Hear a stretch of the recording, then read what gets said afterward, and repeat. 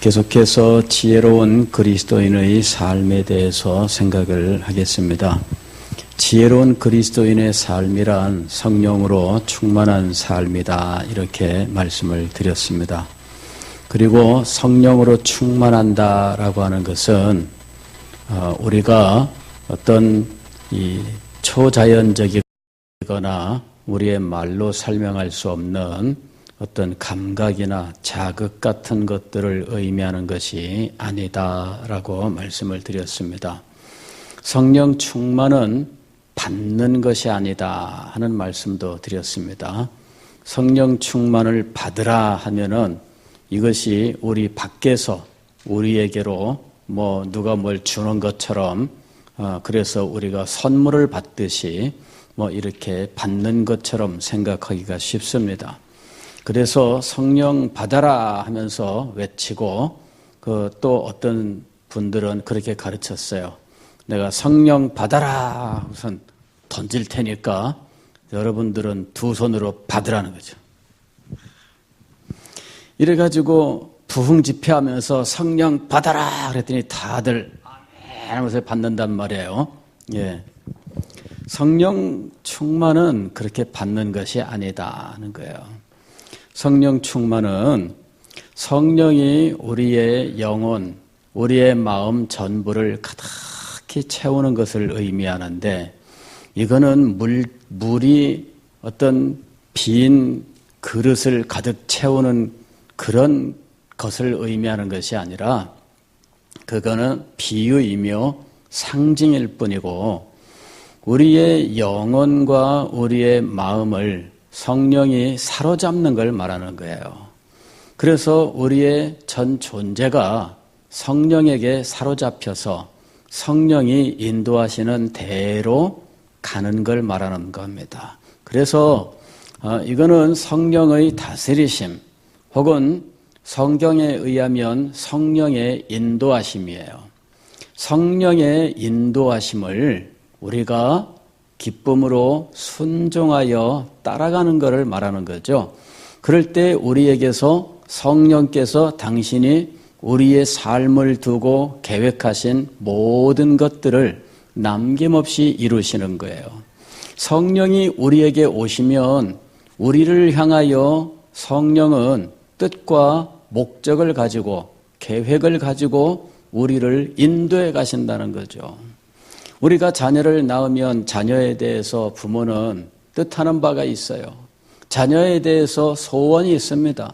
자녀에 대해서 앞으로 내가 이런 자녀로 키우겠다라고 하는 결심도 있고 계획도 있어요. 또 이런 자녀가 되었으면 좋겠다 소망도 있어요. 부모라면 당연히 자기 자녀에 대해서 이런 마음을 가져요. 성령께서 중생한 영혼에 대하여 이런 마음을 갖는 것이 당연합니다. 성령께서 우리 속에 들어오시면 성령은 우리를 거듭나게 하사 산 소망이 있는 존재가 되게 하시는데, 우리에 대하여 성령은 이런 소망을 가지셔요. 이것을 갈라디아서 5장에서는 성령의 소욕이라고 불렀던 것입니다. 성령의 소욕이 있어요. 그러나 문제는 우리에게 육체의 소욕이 있다는 것이죠. 그래서 성령의 소욕을 거역하고 성령의 소욕에 어쨌든 저항하는 모습들이 우리 속에 있는 거예요. 이런 육체의 소욕을 우리가 누르고 성령의 소욕에 순종할 때 성령이 충만하다, 즉 우리가 성령의 원하시는 바대로 쓰임받는 자리에 나가게 되는 거예요. 그것이 성령 충만입니다. 그것이 그리스도인의 삶이에요. 그리스도인의 삶이 무엇입니까?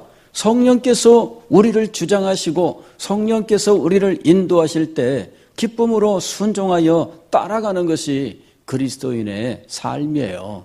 그럴 때 우리는 우리 하나님과 신령한 교제 속에서 기쁨과 즐거움이 넘쳐나고 하나님이 우리를 위해 가지신 모든 뜻을 우리에게 남김없이 이루시면서 우리의 모든 삶이 하나님과 동행하는 삶이 되는 거예요.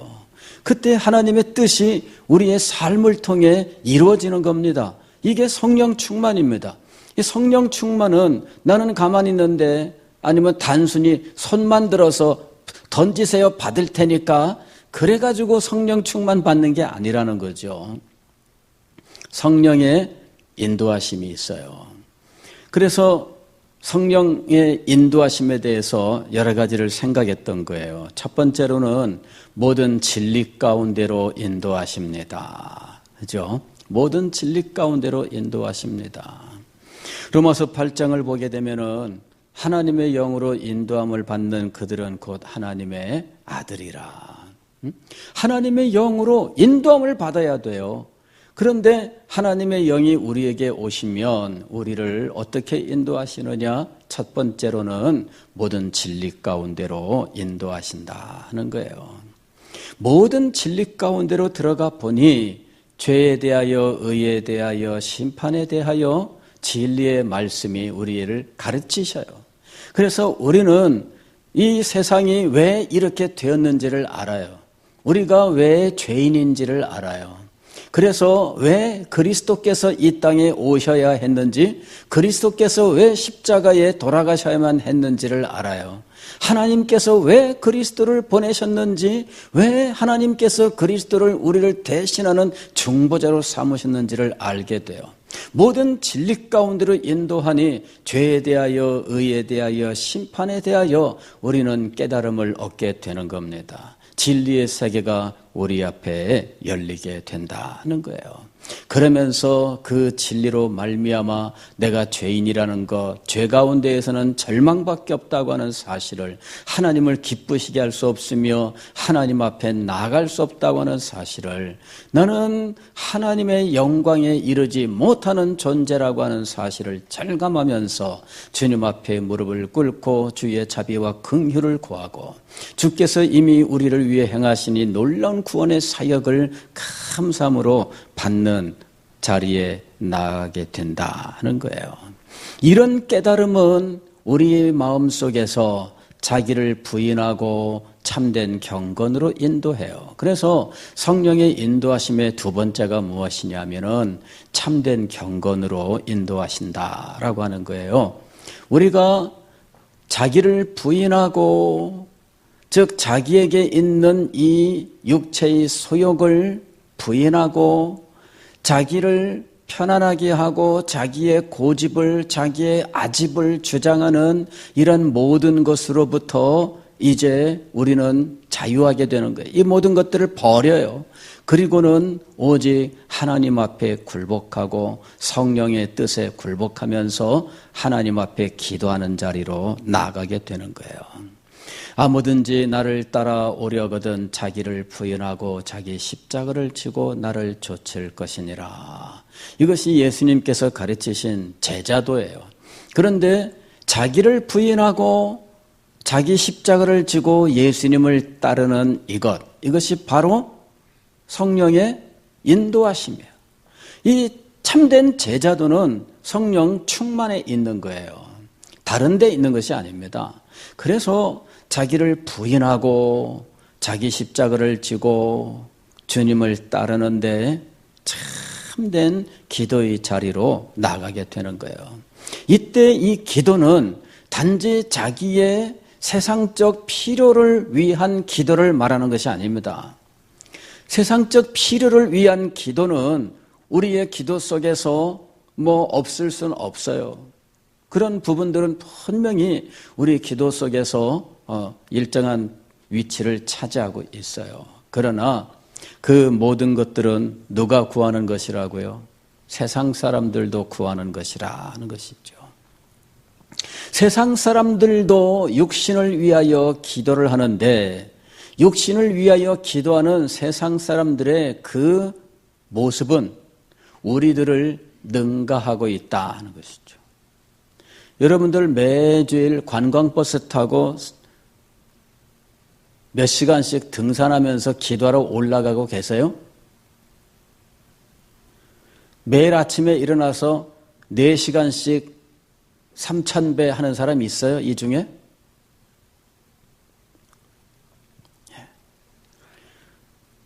불교인 중에는 그런 사람이 많아요. 알고 보니까.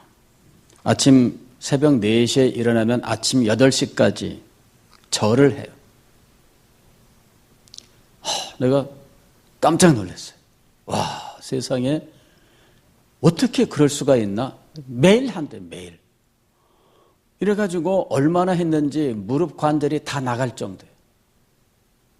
그런데도 해요. 그래서 그런 면에서는 우리는 도무지 상대가 안 된다. 그런 사람들하고 우리가 한번 대결을 하면 우리 교회 누가 나가서 이길 수 있을까? 근데 세상 사람들이 그렇게 기도를 하고 있어요. 우리는 무엇을 하고 있느냐 이거죠. 성령 충만은 이 거룩한 기도 가운데로 나가게 해요. 그 인도하심이에요. 그래서 참된 경건의 자리에 나가 기도하는데 하나님의 나라를 위해서 너희는 이렇게 기도하라 예수님께서 말씀하셨어요. 그러면서 하늘에 계신 우리 아버지여 이름이 거룩히 여김을 받으시오며 주님을 찬양해요. 나라가 임하옵시며 하나님의 나라를 위해서 뜻이 하늘에서 이룬 것 같이 땅에서도 이루어지이다. 하나님의 뜻의 성취를 위해서 기도하는 거예요. 이것이 참된 경건의 기도예요. 어떤 사람이 다급했습니다. 어떤 사람이 아주 그 생활에 어떤 위기를 맞이했습니다. 그래 와서 결사적으로 기도를 했습니다. 그러나 아직도 성령의 인도하심에 따라 더 깊은 기도의 자리로 들어가야 합니다. 그거는 그냥 성령께서 그 사람에게 기도의 동기를 부여하셨을 뿐이에요. 그건 기도의 동기예요. 내가 몸에 질병이 있습니다. 기도해야지. 주야! 뜨겁게 눈물을 흘리며 기도했어요. 성령 충만일까요? 아닙니다. 그냥 그거는 세상 사람도 그렇게 해요. 세상 사람도 병들면 기도해요. 눈물을 흘려요. 가슴을 쳐요. 그건 성령 충만이 아니에요. 그냥 기도의 동기예요. 이제 기도의 출발선으로 부르시는 거예요. 여러분의 삶 속에 난관이 생겼습니다. 풀 수 없는 문제가 생겼습니다. 하나님께서 여러분을 부르시는 거예요. 성령께서 여러분을 부르시는 거예요. 어느 자리로? 기도의 자리로. 그래서 여러분의 문제를 놓고 기도를 하면서 어디로 나아가야 되느냐 하면은 하나님의 나라와 하나님의 뜻 가운데로 나가야 돼요. 그래야 성령 충만의 자리로 가는 겁니다. 이게 성령의 인도하심이에요. 부르심에 의하여 여러분은 기도의 동기를 가지게 되었는데 그것 자체는 성령 충만이 아니에요. 그것을 통해서 더 나아가야 돼요. 더 나가야 돼요.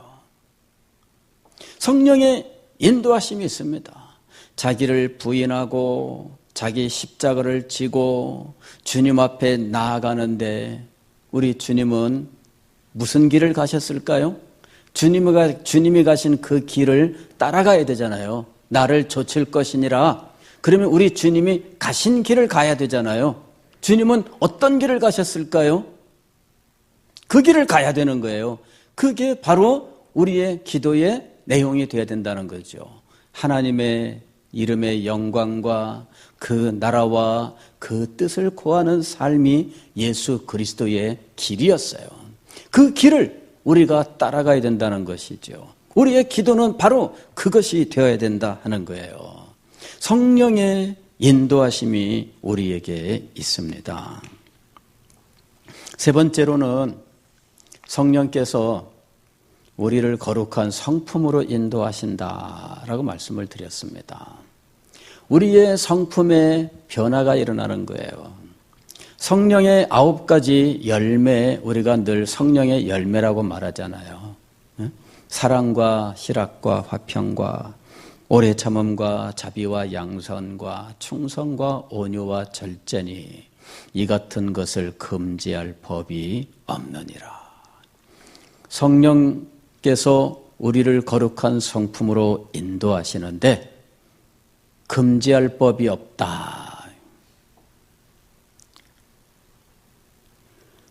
그리스도인들이 얼마나 성령 충만과 먼 자리에 있는지, 우리가 이 성령 충만에 대해서 말씀을 들으면서 우리가 우리 자신을 돌아봐야 돼요. 우리가 얼마나 성령 충만 혹은 성령의 인도하심으로부터 멀리 떨어져 있는지를 알아야 돼요. 그러면서 우리는 놀라운 것을 받기를 원해요.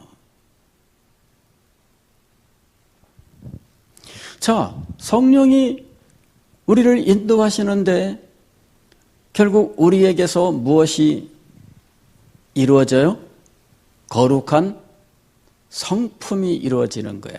왜냐하면 하나님께서 우리를 구원하실 때 하나님은 우리에게서 무엇을 회복시키시기를 원하시느냐 하면 하나님의 형상을 회복시키기를 원하셔요. 아담이 범죄하였을 때 그 범죄한 영혼은 하나님의 형상을 심각하게 상실하게 돼요. 하나님의 형상이 아주 없어진 건 아니에요. 그러나 하나님의 형상의 거룩함이 사라져요. 그래서 지극히 세상적이고, 왜 우리가 세속적이라고 말하고 이러는 것들로, 즉 다양하게 이야기하지만 자기를 중심으로 하는, 자기 중심에 철저하게 자기 중심으로 살아가는 이러한 모습으로 거룩함을 상실했을 때 나타나는 것이 바로 그거예요. 그래서 하나님께서 우리의 이 무너진 하나님의 형상을 회복시키실 때 그에게서 무엇을 회복시키시느냐? 거룩함을 회복시키시는 거예요. 또 의로움, 더 나아가서 참된 진리에 대한 지식, 이거를 회복시키는 거예요. 진리에 대한 지식, 즉 영적인 이 신령한 지식들에 대하여 모두 상실한 사람들이에요. 죄인들은 이 거룩한 지식들이 없어요. 신령한 것들에 대하여 알지를 못해요. 아니, 그런 것들에 대한 이야기를 들으면 반감을 가지고 오히려 대들지 거룩한 지식 앞에 굴복하지 않아요. 왜 그러냐? 그의 형상이, 하나님의 형상이 무너졌기 때문이에요. 무너진 곳에 아무리 때 빼고 광내봤자 소용없습니다. 무너진 거를 여러분 아무리 문질러도 이게 회복되지 않아요. 이 무너져버린 하나님의 형상을 다양하게 표현하는데 왜곡되었다, 굽어졌다, 망가졌다, 온갖 말로 표현하죠. 그거는 아무리 때 빼고 광내도 소용이 없어요. 그런데 그것을 성령께서 우리 속에서 회복시키시는 일을 하시는 거예요. 거룩한 성품의 회복, 그게 성화입니다. 성화. 이 성화를 통해서 우리는 하나님의 거룩한 성품을 우리 속에서 회복해 가는데 이것이 성령의 열매예요. 사랑과 희락과 화평과 오래 참음과 자비와 양선과 충성과 온유와 절제와 이렇게 여러 가지로 이야기했지만 그것은 우리의 거룩함을 말하는 말들이에요. 이런 거룩함이 우리의 마음속에 이루어져야 돼요. 우리의 말하는 것이나 생각하는 것이나 말하는 것이나 행하는 모든 것에서 이 거룩함을 회복하는 것이죠. 이게 성령의 인도하심이에요. 네 번째로 성령의 인도하심은 거룩한 사상으로 인도하심이에요. 사상. 즉, 그 사람의 이 마음속에, 머릿속에 그 사람의 머릿속에 진리로 말미암아 분명한 사상이 형성돼요. 진리로 말미암아 그 사람의 마음속에 이 생각의 틀이 바로 잡히게 돼요. 그래서 이 사람의 생각의 틀이 온전하게 잡히면서 그 사람이 생각하는 방식이 바뀌게 되는 거예요. 이전에는 생각하는 방식이 자기의 유익이 얼마나 되나 자기의 유익을 중심으로 생각을 했어요. 그런데 이제부터는 그 생각의 방향이 바뀝니다. 이제부터는 하나님의 영광을 위하여 그 생각이 그 하나님의 영광을 중심으로 정리가 되는 거예요. 정돈이 잘 돼요. 이 사상의 정돈이 안 된 사람들은 어떨 때는 믿음으로 행하는 것처럼 아멘 할렐루야 그러는데 결국 하나님의 나라를 위하여는 아무것도 안 해요. 아니 아무것도 안 하는 것이 아니라 오히려 가로막아요. 질서가 없어요. 마음속에 질서가 없어요. 거룩한 사상으로 인도하심, 이것이 성령의 인도하심이에요.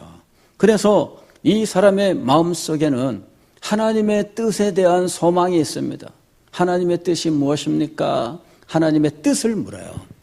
하나님의 뜻을 묻고 하나님의 뜻이 이루어지는 것을 오히려 기뻐하고 그 뜻을 이루기를 위해서 헌신하는 자리로 나가게 되는 거예요. 하나님의 뜻이 무엇입니까? 늘 그것을 묻는 거예요. 오늘도 우리가 읽은 말씀을 보면 너희는 이 세대를 본받지 말고, 이 세대는 무엇이냐면은 지금 현재 우리가 살고 있는 이 세상을 말하는 거예요.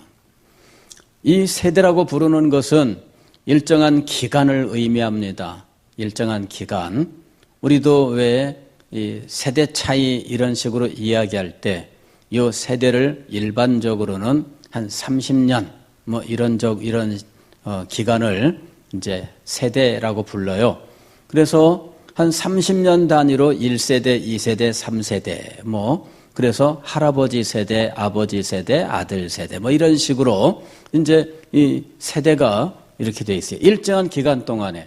그리고 일정한 기간 동안에 그 세대에는 주도적인 이런 이 생각의 흐름이 있어요. 그것을 우리는 가치관 이렇게 말하는 거죠. 할아버지, 할머니 세대의 가치관, 아버지, 엄마, 아빠의 세대의 가치관, 또 아들과 딸의 세대의 가치관, 이게 조금씩 달라요. 동시에 살고 있지만 각각 달라요. 똑같은 사건을 보면서 할아버지가 보는 거, 아버지가 보는 거, 아들이 보는 거 달라요. 똑같은 사건인데 엄마가 보는 거, 할머니가 보는 거, 엄마가 보는 거, 딸이 보는 거 각각 달라요. 왜 다를까요? 다른 세대에 속해 있어요. 그 세대 속에는 그들 세대에 통용되는 일정한 방향의 생각이 있어요. 우리는 그것을 가치관이라고 말할까요? 세계관이라고 말할까요? 어쨌든 공유하고 있는 생각의 틀이 있어요. 그게 세대의 특징이에요. 동시에 살고 있지만 그러나 똑같은 현상을 두고 다르게 말을 하고 다르게 행동을 해요. 세대가 다르다 이렇게 말하는 거예요. 자, 그리스도인들은 이 세상에 살고 있지만 그러나 그리스도인은 이 세상과 달라요. 그래서 너희는 이 세대를 본받지 말고 그렇게 얘기한 거예요. 이 세대는 일정한 생각의 틀이 있어요. 그리고 그 일정한 생각의 틀은 하나님께 등을 돌리고 하나님을 외면하는 방향으로 나아가고 있습니다. 그리고 그것은 언제나 자기중심이고 인간중심의 방향성을 가지고 있다는 거예요. 그것이 이 세대의 특징입니다. 너희는 이 세대를 본받지 말고 오직 마음을 새롭게 함으로 변화를 받아 그랬습니다. 여기 마음이라고 하는 것은 우리의 감정을 말하는 게 아니에요. 우리의 감정을 말하는 것이 아니라 여기서 말하는 이 마음이라고 하는 이 말은 우리의 지성을 말하는 거예요. 우리의 사상을 말하는 거예요. 우리의 사상이 변화되어야 된다는 이야기입니다. 가치관은 어디에 들어있느냐면 사상 속에 들어있어요. 인생관은 어디에 들어있느냐면 사상 속에 들어있습니다. 그런데 그 사상 속에 들어있는 가치관과 인생관이라고 하는 것은 하나님을 향한 방향성을 가지고 있어요. 그것이 그리스도인의 사상이에요. 너희는 이 세대를 본받지 말라. 왜냐하면 우리는 세대가 달라요.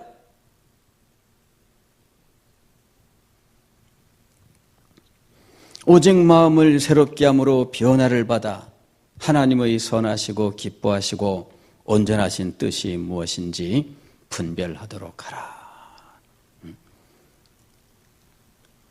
하나님의 선하시고 기뻐하시고 온전하신 뜻이 무엇인지 분별하도록 하라. 그 자세가 우리에게 있어야 돼요. 우리가 어떤 일을 할 때 우리가 반드시 하나님의 뜻에 100% 일치하는 일만을 할 수 있는 거 아닙니다. 분명히 우리는 그래요. 그러나 우리는 마음의 자세를 어떻게 가져야 돼요? 나는 하나님의 뜻에 순종해야 한다. 이 마음을 가져야 돼요. 그러면서 하나님의 선하시고 기뻐하시고 온전하신 뜻을 늘 소망하고 묵상하면서 어떻게 된다고요? 분별해라. 분별해라. 그렇게 우리가 이 마음의 방향을 가지고 하나님의 말씀을 통하여 하나님의 역사하시는 방식을 알고 하나님께서 이 역사를 어떻게 이끌어 가시는지를 알고 하나님께서 당신의 종들이 역사 속에서 어떻게 행해야 될지를 우리가 말씀을 통해서 이제 알게 되면서 이 시대 속에서 우리가 하나님의 뜻이 무엇인지를 하나하나 분별할 자리에 나아가게 되는 거예요. 아무나 그 일을 할 수 있을까요? 그렇지 않습니다, 여러분. 자기 마음대로 살던 사람이 어느 날 이게 하나님의 뜻입니다라고 말하면 그게 하나님의 뜻이 될까요? 그렇지 않아요. 수없이 이미 성령 충만한 이런 과정으로 인도를 받으면서 자기를 부인하고 하나님의 뜻을 소망하면서 진리로 말미암아 하나님의 뜻을 연단받아 그 뜻에 순종하는 삶을 계속 살려고 노력하면서 애쓰던 사람 앞에 하나님의 뜻을 이루기를 소망하면서 헌신하며 희생하던 그 사람 앞에 하나님의 뜻이 보이기 시작하는 거예요. 그냥 아무나 그리스도인이라고 하나님의 뜻을 보는 게 아닙니다.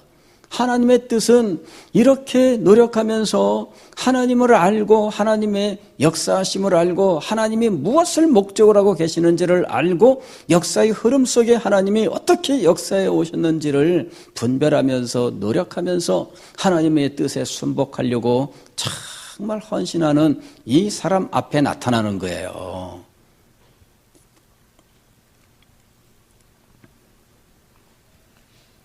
지금 우리는 굉장히 중요한 시점에 와 있어요. 2018년 한 해 동안 우리는 우리 교회가 받은 사명에 대해서 생각을 했습니다. 다음 세대를 세우는 것. 요새 이런 말들 여러분 어디 가나 들을 수 있어요. 그러나 다음 세대를 세우는 것이 정말 우리의 사명이라고 하는 사실을 여러분 이렇게 1년 내내 메시지로 확인하고 그러는 기회를 갖는 건 쉽지 않아요. 우리는 지금 다음 세대를 세울 수 있느냐 없느냐라고 하는 이 절박한 시점에 와 있어요.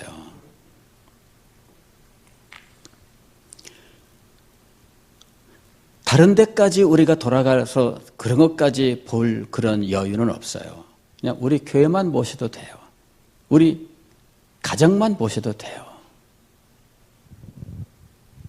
다음 세대의 문제는 우리가 우리 가정에서, 우리 교회에서 다 같이 인식하고 있는 문제예요. 그런데 이 다음 세대 우리의 자녀들이 이 세대 앞에 무방비하게 지금 그냥 노출되어 있는 거예요. 그런데 우리는 이 아이들을 진정으로 우리와 같은 신앙인으로 키우지 못하고 있다는 거예요.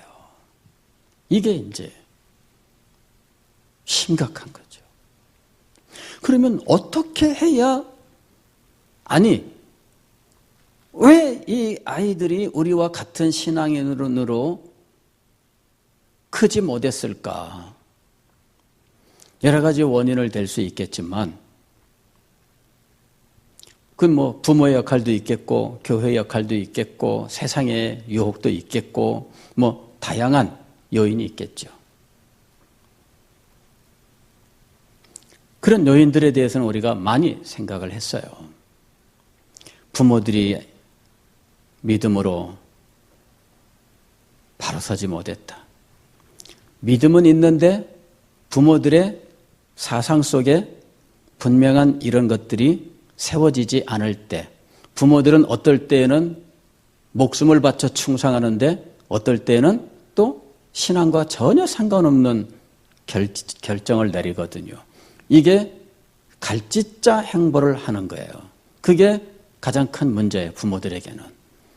부모들은 철저한 신앙인인 것 같은데, 그러나 자녀들이 볼 때에는 이율배반적인 모습들이 많아요.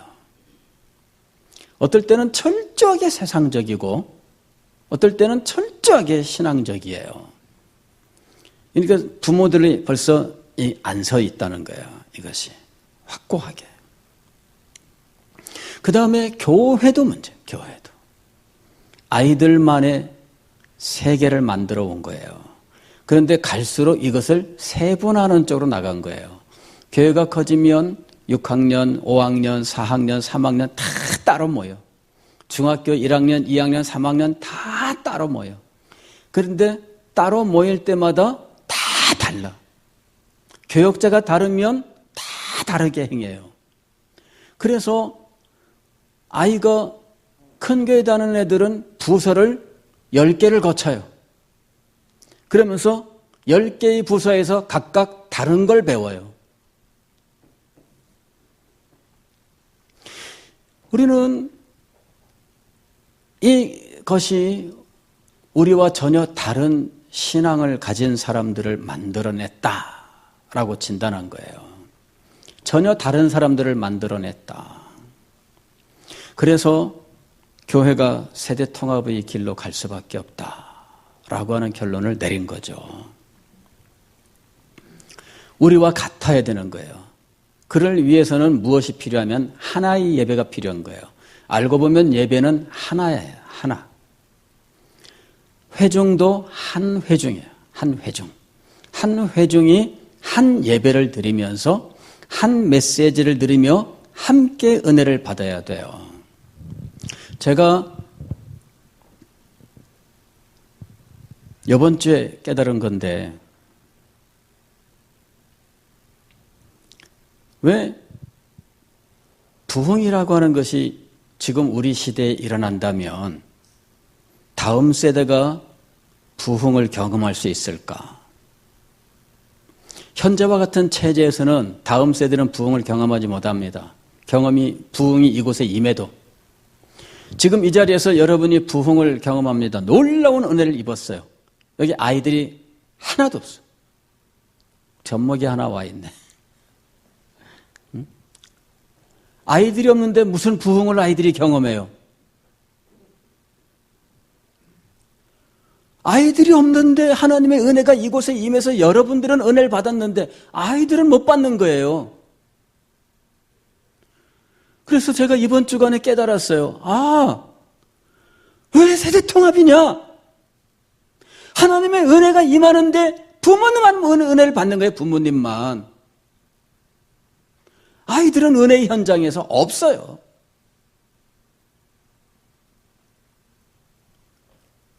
과거에 조나단 에드워즈 목사님이 7살 때 자기 아버지 교회에서 부흥이 있었는데 자기가 친구들과 함께 기도회를 진행한 거예요. 친구들이. 그 7살, 8살 이 아이들이. 제가 코웃음을 쳤습니다. 야, 그 꼬맹이들이 뭐를 알아. 야, 참 조숙하기도 해라. 근데 이 조나단 에드워즈 목사님이 친구들하고 같이 모여서 기도회를 진행하고 또 혼자서 숲속에 들어가서 기도 처소를 만들어 놓고 기도했다. 그의 간증에 나옵니다. 그의 간증에 나와요, 내용이. 그런 줄 알았어요. 근데 제가 이번 주에 깨달았어요. 부흥의 현장에 아이들이 있었기 때문에 그런 일이 일어난 거구나.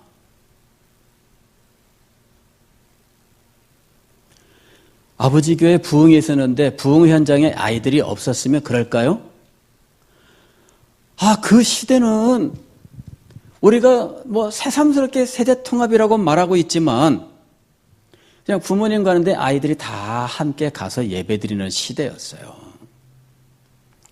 하나님의 은혜가 놀랍게 임할 때 그 자리에 아이들이 있었어요.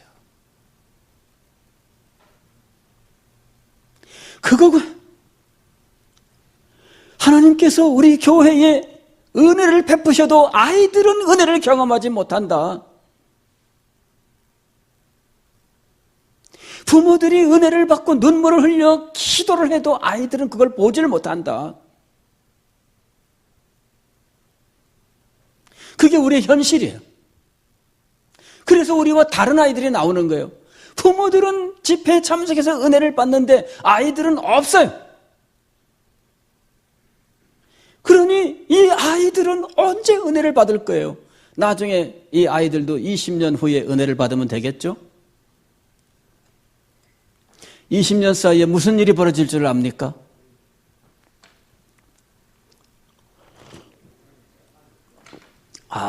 이런 놀라운 역사가 있었구나. 제가 아이들을 함께하지 않을 때 평소에는 별로 표가 안 나요. 평소에는. 근데 하나님의 은혜가 임할 때에는 그 현장에 아이들이 없다는 거예요. 이게 문제구나. 제가 깜짝 놀랐어요. 우리가 은혜를 달라고 기도했는데 아이들은 없는데 은혜를 받고 있는 거예요. 이러면 안 된다. 이러면 안 된다. 오늘 우리는요, 굉장히 결정적인 어떤 순간에 와 있다고 봐요. 저는 이런 말씀을 제 목회 야망 때만 말씀드리는 게 아니에요. 제가 인도하심을 받으며 그냥 와보니까 이런 거예요, 지금. 다른 거 아니에요. 와보니까 하나님이 보여주시는데 와보니까 이래요. 올 수밖에 없어요. 말씀을 전할 수밖에 없어요. 교회가 그렇게 지금 나갈 수밖에 없어요. 우리 아이들을 버려두면 안 돼요. 하나님의 은혜를 소망하셔요? 하늘에서 불이 내려오길 기다리셔요? 그럼 아이들은 없는데 여러분이 지금 이 자리에서 불 받으면 어떻게 되겠어요? 우리들이 아이들을 대동해야 되는 이유가 있습니다. 우리가 은혜 받는 현장에 우리의 자녀들이 있어야 되는 이유가 있습니다. 보지 못하면 알지 못해요. 알지 못하면 받지 못해요. 신앙의 세계는 그렇게 되어 있습니다. 신앙의 세계는 제가 우리 친구 목사님들하고 수십 년 공부를 진행하면서 늘 풀지 못했던 것이 있었는데 그건 뭐냐면은 신앙이 전혀 보지도 못하고 듣지도 못했던 것들을 경험하는 것이 아니라는 것이었어요.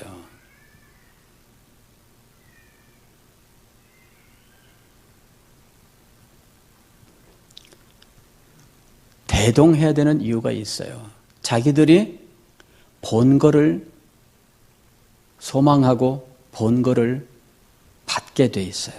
보지 못하면 못 받아요. 다음 세대에는 보지 못한 것들을 누가 받을 수 있겠어요? 그래서 여러분, 우리 자녀들이 우리와 함께 하나님을 만나야 돼요. 부모와 함께 하나님을 만나야 돼요. 부모와 함께 은혜를 받아야 돼요. 하나님의 은혜의 역사가 어떻게 임하는지를 자기는 그 순간에는 못 받아도 그 순간에 보기는 해야 돼요. 그래야 하나님의 역사를 알아요. 과거에 사무엘이 그랬잖아요. 사무엘이 하나님의 말씀이 들려왔어요. 사무엘아, 사무엘아. 그랬더니 하나님 앞에 나가지 않고 누구에게 나갑니까? 엘리에게로 나가는 거예요. 사무엘은 왜 하나님의 음성을 들었는데 엘리한테로 갔을까요? 알지 못하니까. 그래도 엘리에게 갔으니까 나중에 엘리한테 그래 그거 하나님께서 부르시는 모양인데 나한테 오지 말고 하나님 말씀하세요. 그렇게 하고 가만히 기다려봐라. 조언을 듣고 기다렸어요. 여러분, 우리가 은혜를 받는 것도 중요하지만 정말 그래야 돼요. 우리가 은혜 받아야 돼요. 문제는 그 자리에 우리 자녀들이 있느냐. 그 은혜의 자리에 함께 할 수 있느냐. 이거예요. 그래서 현실적으로 모든 집회를 우리 자녀들을 다 데리고 나오기 어렵잖아요. 꼬맹이 때야 몰라도 최소한 초등학교 5학년만 가도 벌써 모든 집회 애들 데려오는 건 힘들잖아요. 어떻게 해야 되겠어요? 주일 예배. 주일 예배만큼은 우리 자녀들을 대동해서 예배를 드려야 된다는 거예요. 그리고 그 자리에 하나님의 은혜가 임해야 돼요. 그래서 이제부터는요, 제가 세대통합 예배 여러분 시행합니다고 말씀을 드렸는데 벌써 이런저런 또 그럴 수 있느냐 이렇게 어떤 반대 의사 가진 분도 있고 나는 도저히 상황이 안 되는데요 이런 어려움 호소하는 분도 계시고 좀 다양해요. 그런 분들도 계셔요. 어디나 마찬가지 아니겠어요? 누구나 다 똑같은 건 아니니까. 그러나 우리가 기도해야 돼요. 시험 들지 않도록. 이건 막을 수가 없어요. 여러분, 이 원리는 막을 수가 없어요. 여러분, 해야 돼요, 지금. 우리 자녀들이 은혜의 현장에 함께 있어야 돼요. 그리고 이제부터는 여러분, 주일 예배에 하나님의 은혜를 정말 여러분이 간절히 간구하셔야 돼요. 왜냐하면은 아이들이 함께 은혜를 받아야 되기 때문에. 여러분, 이거 중요한 거예요. 정말 중요한 거예요. 세대통합 예배의 성공은 어디에 있느냐? 아이들과 함께 은혜 받는 데 있어요. 그냥 아이들을 모아서 부모랑 예배 드리는 그것만 가지고는 성공하지 못합니다. 그 자리에 하나님의 은혜가 임해야 돼요. 그래서 이제부터 더 간절히 기도해야 되겠습니다. 제가 마음에 결심했어요. 금요기도에서도 주일 예배, 우리 아이들과 함께 드리는 예배에 하나님의 은혜가 임하고 우리 부모들이 은혜를 받으며 아이들도 함께 은혜 받아야 된다. 그것을 위해서 기도해야 된다. 여러분, 이 일이 이루어져야 돼요. 이 일이 이루어져야 돼요. 이것은 여러분, 하나님의 뜻을 분별하려고 애쓰고 노력하고 기도하는 가운데 인도를 받은 거예요. 말씀을 들어보면은 알 수 있지 않아요?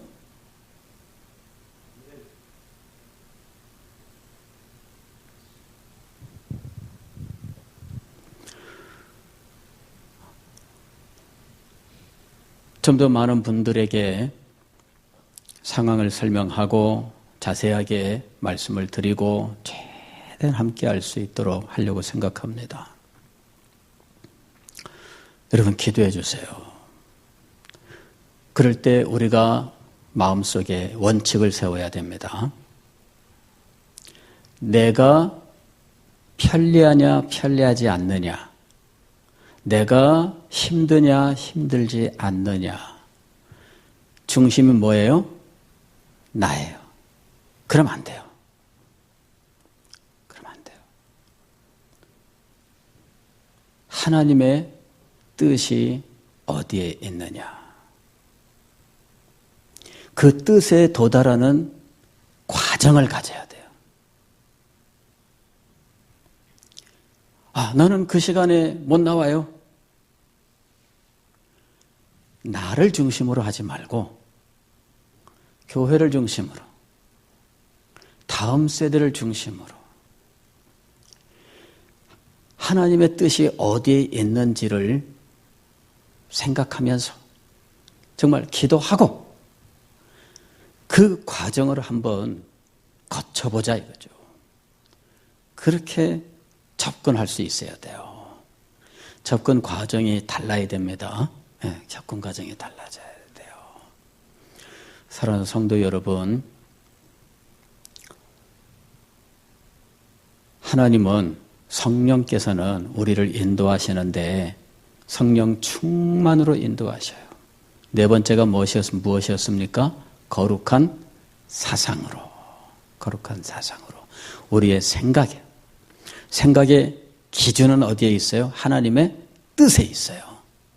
하나님의 뜻을 분별하고 하나님의 뜻에 순복할 이 분명한 마음을 가지고 모든 일에 하나님의 뜻을 분별하고 순종하는 이 곳으로 성령께서 우리를 인도하고 계셔요. 그 인도하심에 순종하여 따라가면 성령 충만의 자리로 나아가는 겁니다. 이 놀라운 역사를 함께 나누는 우리가 될 수 있기를 주의 이름으로 축원합니다.